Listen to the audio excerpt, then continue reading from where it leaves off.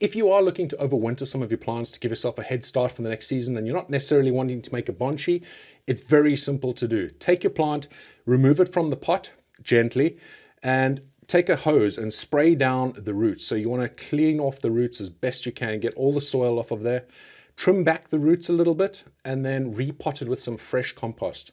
Trim back some of the plant, so trim back pretty heavily around the outside. You can take off a majority of the leaves, just leave a little bit of green growth on there, and then bring it indoors and keep it under some sort of light. If it's artificial light, it can be through a window like this, that's fine, but it just needs a little bit of light to keep it going.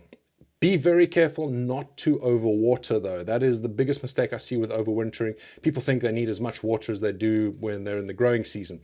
They do not. They need such a little bit of water. I will leave a link down below to the video where you just saw those clips from, and that'll show you the full method that I use to overwinter my plants.